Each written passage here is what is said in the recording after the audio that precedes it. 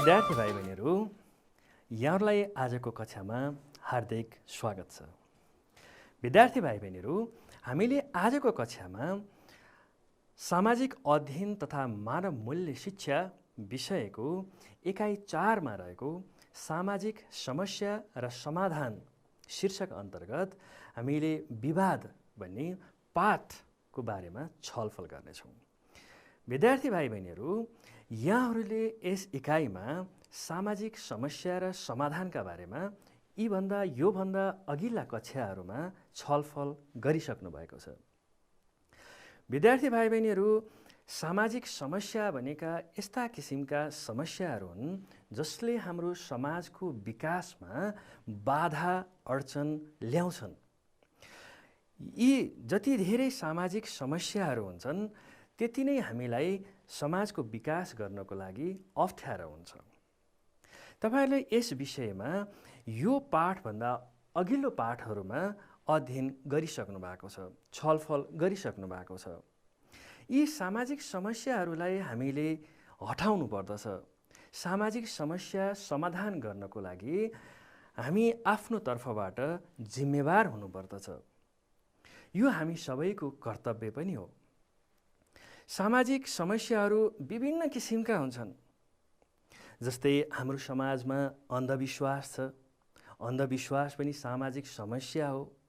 अन्धविश्वासको कारणले मानिसहरू कहिलेकाहीँ दुर्घटनामा पनि परेका हुन्छन्। हाम्रो देशमा अधिकांश मानिसहरूलाई अहिले पनि गाह्रो छ। मेरो भनाइको अर्थ अहिले पनि उहाँहरू गरिबीमै हुनुहुन्छ। त्यसैले त्यो पनि हाम्रो सामाजिक समस्या हो। हामीले यदाकदा सुन्ने गर्छौँ, जस्तै घरेलु हिंसाको बारेमा सुन्ने गर्छौँ, त्यो पनि ठुलो समस्या हो। यस्ता विविध किसिमका समस्याहरू छन्। यी सबै समस्याहरूलाई हटाउन सकियो भने अनि मात्रै हामीले समाजको विकास गर्न सक्छौँ। यी सामाजिक समस्याहरू हटाउने हामी सबैको दायित्व हो। यस्ता सामाजिक समस्याहरूलाई हामीले कसरी हटाउन सकिन्छ भनेर तिनका उपायहरूका बारेमा अघिल्ला पाठहरूमा पनि हामीले छलफल गरिसकेका छौँ। विद्यार्थी भाइ बहिनीहरू, आज हामीले आजको कक्षामा विवाद भन्ने शीर्षक अन्तर्गत हामी छलफल गर्नेछौँ। यो विवाद अब के रहेछ त भाइ बहिनीहरूले यसो अन्दाज गर्नुहोस् त। योभन्दा अगाडि पनि तपाईँहरूले सुन्नु भएको छ विवादको बारेमा। विवाद पनि सामाजिक समस्या हो। यो विवाद हुँदै जाँदाखेरि भोलि ठुलो समस्या पनि आउन सक्छ है।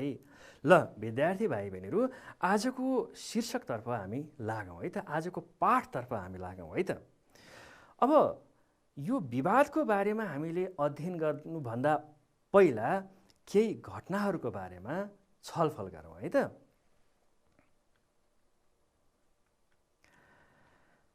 अब यसमा पहिलो घटनाको बारेमा हामीले छलफल गरौँ है त। ल हेर्नुहोस् त, रामेश कक्षा 6 मा पढ्छन्। उनी विद्यालयबाट घर फर्केपछि एकछिन टिभी हेर्न खोज्छन्। आमाले गृह कार्य गर्न र पढ्न भन्नुहुन्छ।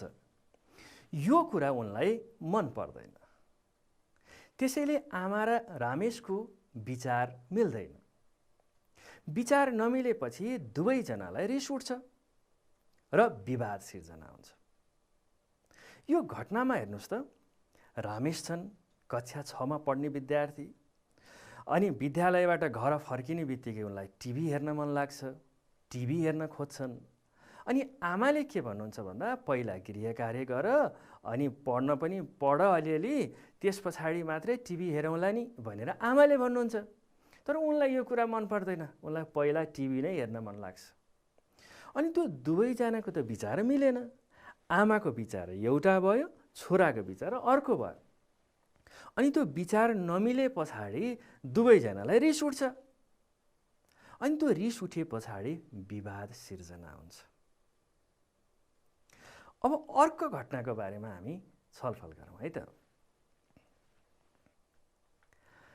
ल यसमा हेर्नुहोस् त, सविताले भर्खर 12 कक्षा पास गरेकी छिन्। उनी शिक्षा विषय पढेर भविष्यमा शिक्षक बन्न चाहन्छन्। उनका बुबा उनलाई डाक्टर बनाउन चाहनुहुन्छ। त्यसैले विज्ञान पढ्न कर गरिरहनु भएको छ। उनलाई बुबाको कुरा मन पर्दैन। उनी विज्ञान पढ्न चाहन्नन्। यहाँ सविता र बुबा बीचमा विवाद देखिएको छ। विद्यार्थी भाइ बहिनीहरू, यो घटनाबाट पनि अब तपाईहरूले के बुझ्दै हुनुहुन्छ हेर्नुहोस् है। जब विचार मिल्दैन, सोच मिल्दैन, अनि विवाद सुरु हुँदो रहेछ, विवाद सिर्जना हुँदो रहेछ।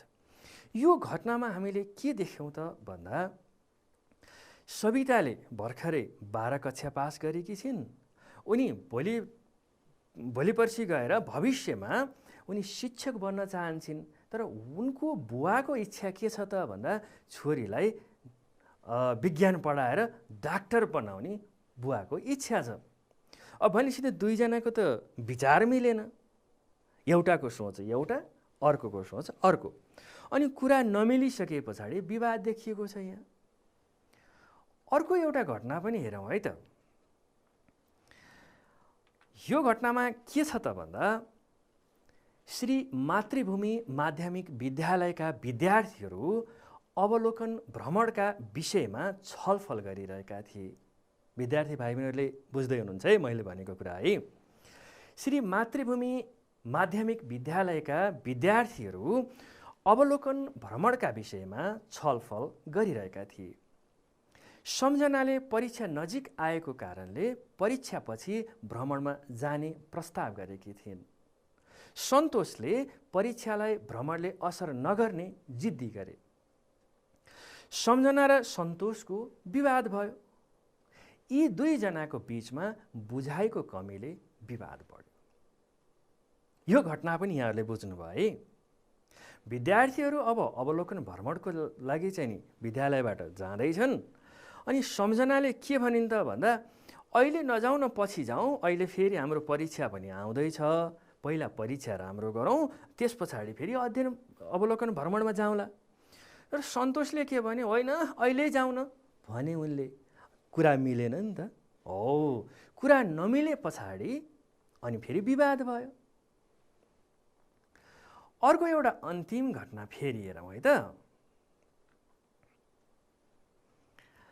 ल हेर्नुहोस् त, यसमा के रहेछ। पुष्पा साथीको घरमा जन्मदिन मनाउन जाने र उतै बस्न चाहन्छन्।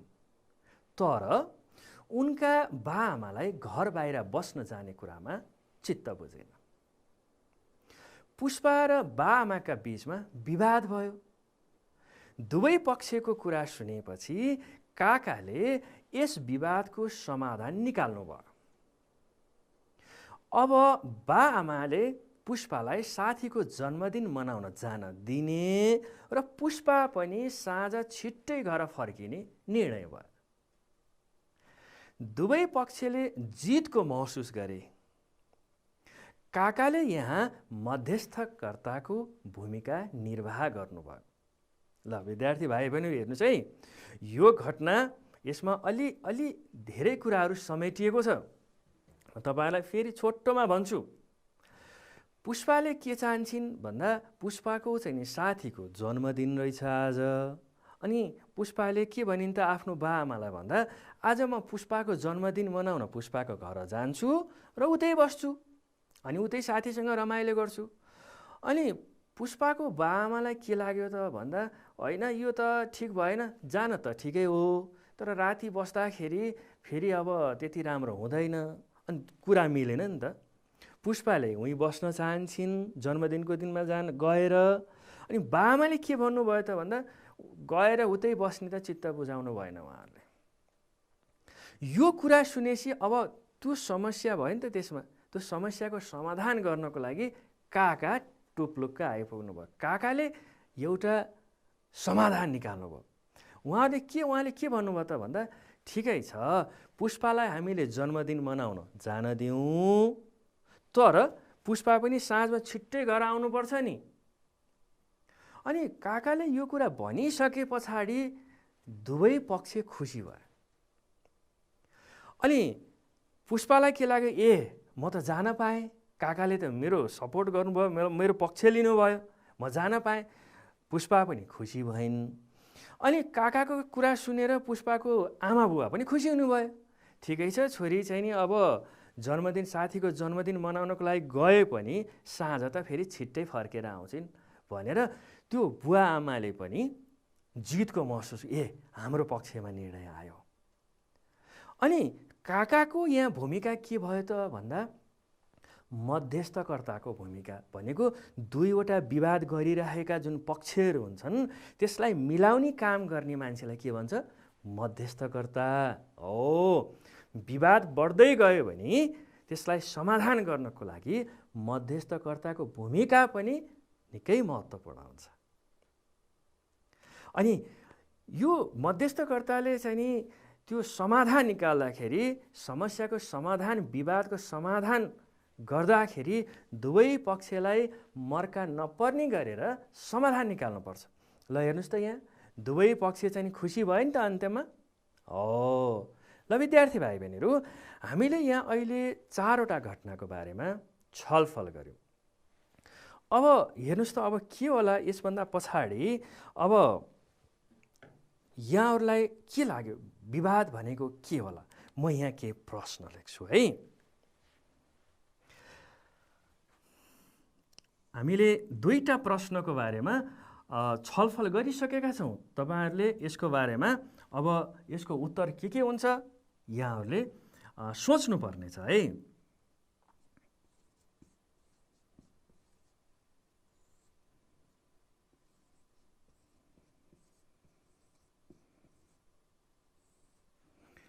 विवाद भनेको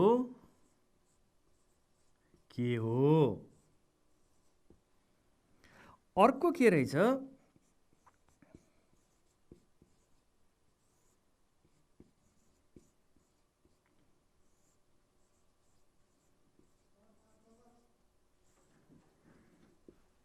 विवाद किन हुन्छ?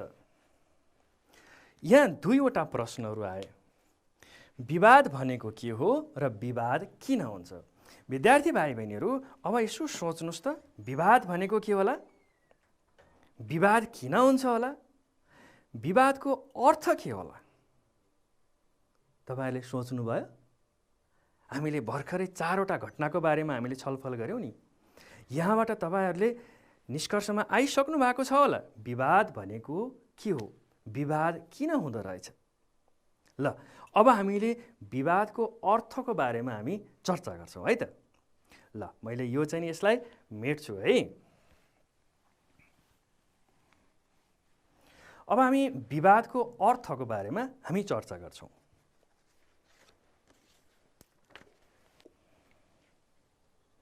पहिलो कारण हेर्नुस् त, विवादको अर्थ हेर्नुस् है। विवादको अर्थ के रहेछ भन्दा विवाद विचार र बुझाइको भिन्नता हो। विवाद भनेको के रहेछ? यसको अर्थ एउटा पहिलो अर्थ है विचार र बुझाइको भिन्नता हो। जब मान्छेको विचारमा फरकपना आउँछ नि, जब मान्छेको विचार र बुझाइ दुईटा पक्षको बीचमा विचार र बुझाइमा केही फरकपना आइपुग्यो या त्यसको भिन्नता भयो भने अनि त्यस पछाडि मान्छेको बीचमा विवाद सुरु हुँदो रहेछ। यसैगरी अर्को हेरौँ है त।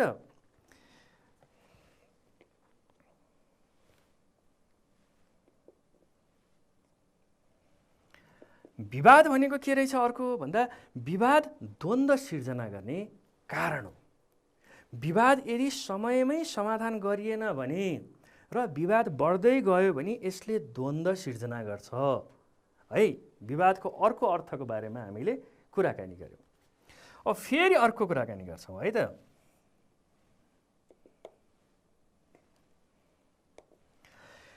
विवाद सोच र चिन्तनमा आउने फरकपन हो।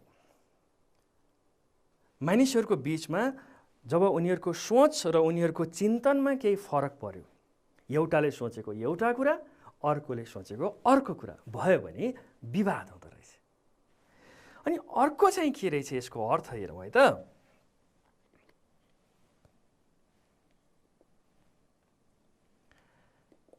विवाद विचारमा हुने बेमेल हो।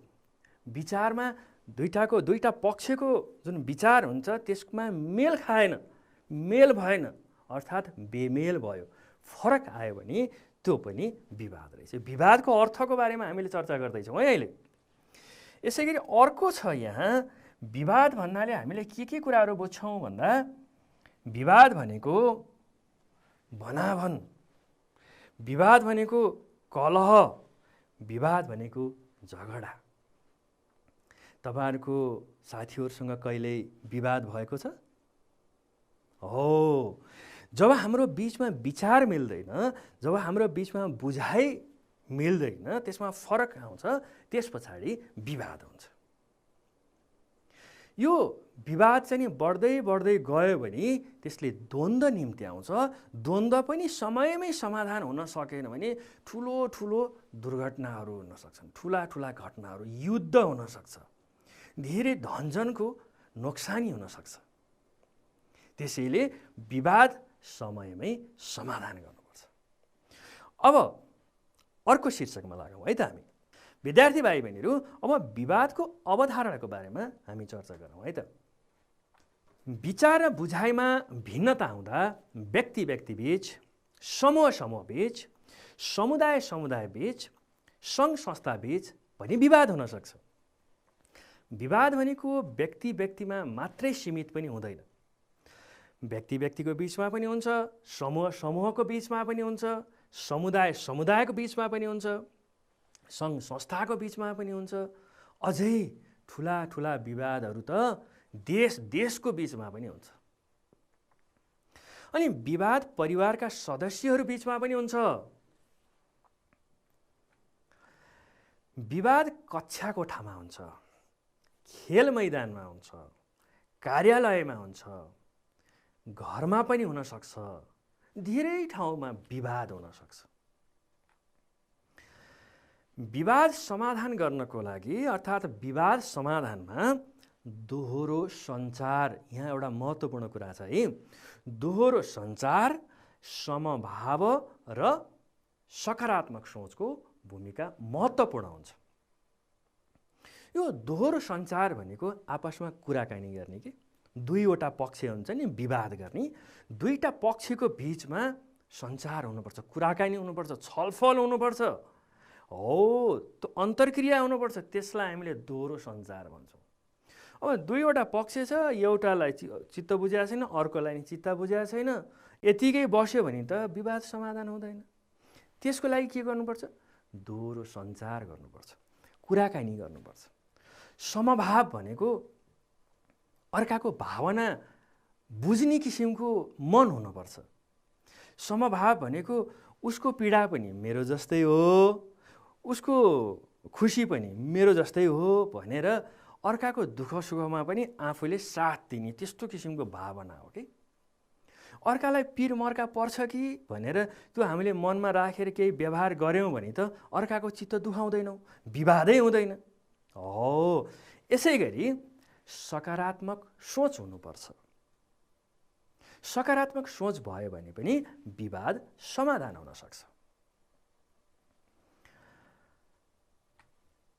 अब परिवारमा के कारणले विवाद हुन्छ त? परिवारमा हुने विवादका कारणहरूको बारेमा छलफल गरौँ है त। विद्यार्थी भाइ बहिनीहरू, परिवारका सदस्यहरूका विचारमा आउने भिन्नता, परिवारमा त धेरैजना सदस्य हुन सक्छौँ हामी हैन, अनि हाम्रो बीचमा सदस्यहरूका बीचमा विचार फरक फरक हुन सक्छ, अनि विचार फरक भयो भने विवाद हुन सक्छ। यसै गरी माया ममताको अभाव परिवारका सदस्यहरूका बीचमा, जस्तै हामीलाई थाहा छ नि, ठुलाले सानालाई माया गर्नुपर्छ, सानाले ठुलालाई आदर गर्नुपर्छ, त्यो त हामीले सिक्दै आएको कुरा हो, जान्दै आएको कुरा हो। हो, यो कुराहरू भएन, आपसमा माया ममता भएन, एकले अर्कालाई सघाउने कामहरू भएन भने त्यति बेला पनि विवाद हुन सक्छ। अनावश्यक खर्च तथा व्यक्तिगत रुचि र आनीबानी। अब कसैको बानी हुन्छ नि धेरै अनावश्यक खर्च गरिदिने बानी हुन्छ, कसैको व्यक्तिगत रुचि चाहिँ नि अब मैले मात्रै धेरै कुराहरू पाऊँ अरूलाई नदिउँ भन्ने किसिमको पनि हुनसक्छ, कसैको आनीबानी खराब किसिमको पनि हुनसक्छ। त्यसले गर्दा परिवारमा विवाद हुन्छ। परिवारका सदस्यहरूले गर्ने भेदभावपूर्ण व्यवहार, यसले गर्दाखेरि पनि परिवारमा विवाद सिर्जना हुन सक्छ। अनि गलत सूचना, एउटाले एउटा कुरा भन्न खोजेको हुन्छ तर अर्कोले बुझ्दाखेरि अर्कै बुझेको हुन्छ। त्यो सूचना जुन एउटा व्यक्तिले भनिराखेको हुन्छ, सूचना दिइराखेको हुन्छ, अर्को व्यक्तिकोमा पुग्दाखेरि गलत तरिकाले पुग्यो या गलत सूचना पुग्यो, भन्न खोजेको कुरा नै त्यो ठाउँमा पुगेन, अर्कै अर्थ लाग्ने कुराले त्यसरी पुग्यो भने फेरि विवाद हुन सक्छ। अन्धविश्वास यसको कारणले पनि हुनसक्छ। अनि यहाँ अर्को महत्त्वपूर्ण कुरा के छ भन्दा पुस्ताको अन्तर भनेको बुझ्नुहुन्छ? पुस्ताको अन्तर भनेको अब परिवारमा त हामी धेरै पुस्ता पनि हुन सक्छौँ। जस्तै हाम्रो बुवाआमा, हजुरबा हजुरआमा, अझै उहाँभन्दा पनि अझै अगाडिको हजुरबा हजुरआमाहरू पनि हुन सक्नुहुन्छ। अनि पुस्ता हुन्छ नि, पहिलो पुस्ता, दोस्रो पुस्ता, तेस्रो पुस्ता, जति पुस्ताहरू थपिँदै जान्छौँ हाम्रो विचार पनि फरक हुन्छ। अब हाम्रो हजुरबुवा हजुरआमाको विचारभन्दा अहिलेको हाम्रो विचार अलिक फरक हुन्छ नि त। त्यसले गर्दाखेरि पनि विवाद हुन सक्छ। अनि परिवारमा कसैले लागु पदार्थको सेवन गर्यो या कसैले मादक पदार्थको सेवन गर्यो भने पनि विवाद हुन सक्छ। यी कारणहरू चाहिँ नि जसले गर्दा परिवारमा विवाद सिर्जना गर्छन्, यसको बारेमा हामीले छलफल गऱ्यौँ। अब परिवारमा विवाद भयो भने के हुन्छ त? यसको परिणाम विवाद समयमा नै व्यवस्थापन नभए द्वन्द्व सिर्जना हुन्छ।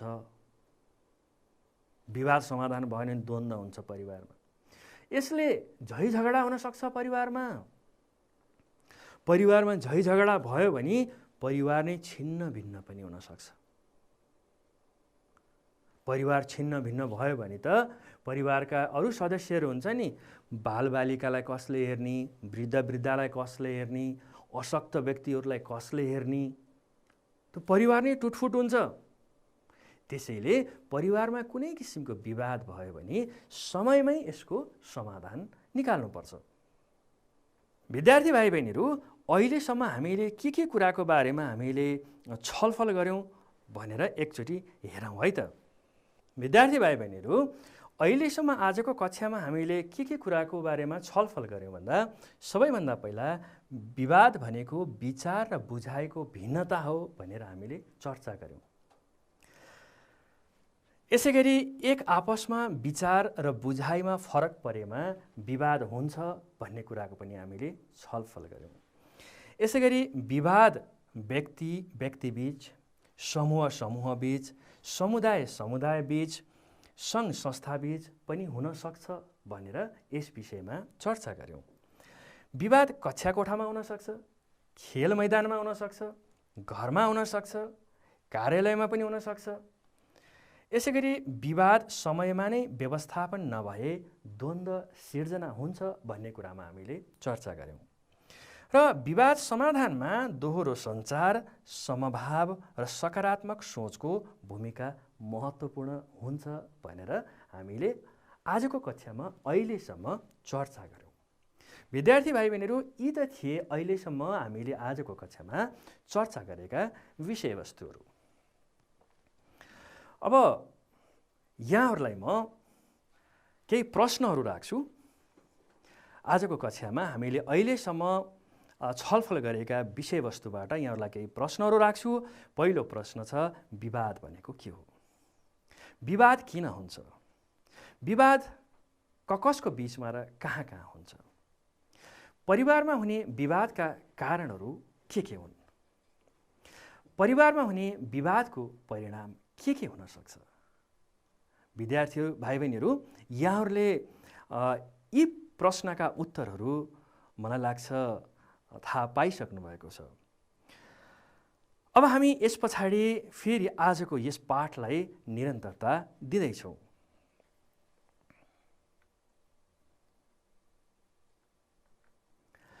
अब हाम्रो अर्को विषयवस्तुको अर्को शीर्षक छ आजको यो पाठमा। अर्को विषयवस्तु के छ त भन्दा परिवारमा हुने विवादको समाधानमा हाम्रो कस्तो भूमिका हुन्छ? हामीले के गर्न सक्छौँ परिवारमा हुने विवादको समाधानका लागि? विद्यार्थी भाइ बहिनीहरू, यहाँ हेरौँ त, परिवारमा विवाद हुन नदिनको लागि हामीले के गर्नुपर्छ त भन्दा एक आपसमा कुराकानी गरेर आफू स्पष्ट हुन नसकेका कुराहरूलाई ती कुराहरूमा स्पष्ट हुनुपर्छ, छलफल गर्नुपर्छ, कुराकानी गर्नुपर्छ। आफूभन्दा साना वा ठुलाको कुरा सुन्नुपर्छ परिवारमा। यसै गरी सबैलाई मान्ने हुने धारणा विकास गर्नुपर्छ, जिद्दी हुनु हुँदैन। यो कुरा मैले गरेँ भने अरूलाई पनि फाइदा हुन्छ, अरूलाई पनि राम्रो हुन्छ भनेर मात्रै हामीले निर्णय गर्नुपर्छ। यसै गरी विवाद हुनका कारण बुझेर त्यही अनुसारको व्यवहार गर्नुपर्छ। यसरी हामीले हाम्रो भूमिका पनि परिवारको विवाद समाधानमा महत्त्वपूर्ण हुन्छ। यसै गरी अब परिवारको विवादको समाधानमा अभिभावकको भूमिका के हुन्छ त? पारिवारिक विवादमा अर्थात् परिवारमा हुने विवादमा अभिभावकले मध्यस्थकर्ताको भूमिका खेल्नुपर्छ। हामीले अघि नै एउटा घटनाको बारेमा छलफल गर्दाखेरि मध्यस्थकर्ताको बारेमा पनि चर्चा गरेका थियौँ, होइन? हो, परिवारमा अभिभावक भनेको त सबैभन्दा ठुलो व्यक्ति, होइन? प्रमुख व्यक्ति परिवारको। उहाँले के गर्नुपर्छ? मध्यस्थकर्ताको भूमिका खेल्नुपर्छ। दुवै पक्षलाई राखेर दुवै पक्षको कुराहरू सुनेर अनि समाधान निकाल्नुपर्छ। अनि अभिभावकले के गर्नुपर्छ त भन्दा दुवै पक्षका कमी कमजोरीहरू त्यसलाई चाहिँ केलाएर अनि समाधानका उपायहरू निकाल्नको लागि छलफल चलाउनुपर्छ। यो अभिभावकले गर्नुपर्ने कार्यहरू, उहाँहरूको भूमिका हो। यो सही र यथार्थ कुरामा आधारित भई विवाद समाधान गर्नुपर्छ।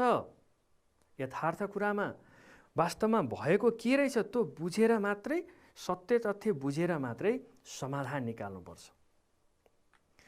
यसै गरी परिवारका सदस्यहरूलाई अरूको विचारको सम्मान गर्न, समभाव राख्न र सकारात्मक हुन प्रेरित गर्नुपर्छ।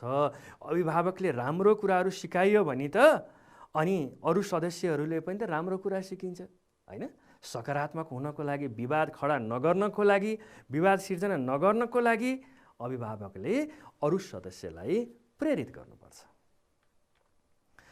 विद्यार्थी भाइ बहिनीहरू, अब विद्यालयमा हुने विवादको कारणको बारेमा हामी चर्चा गरौँ है त। विद्यालयमा विभिन्न विचार भएका विद्यार्थीहरू हुन सक्छन्। विद्यालयमा धेरैजना विद्यार्थीहरू हुन्छन्, धेरैजना कर्मचारीहरू हुन्छन्, धेरैजना गुरुआमाहरू, शिक्षकहरू हुनुहुन्छ। त्यसमा उहाँहरूको विचार फरक हुनसक्छ।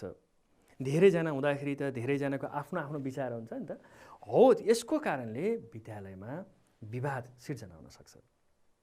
अब कक्षा कोठामा हामी जहाँ बस्छौँ त्यो बसाइको व्यवस्था राम्रो भएन भने पनि विवाद हुनसक्छ।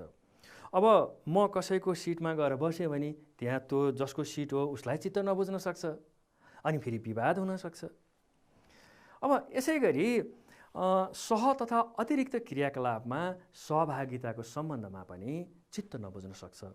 अब कुनै क्रियाकलापमा मलाई भाग लिने इच्छा लागेको छ तर त्यसको लागि मैले अवसर पाइनँ भने त मलाई चित्त दुख्न सक्छ।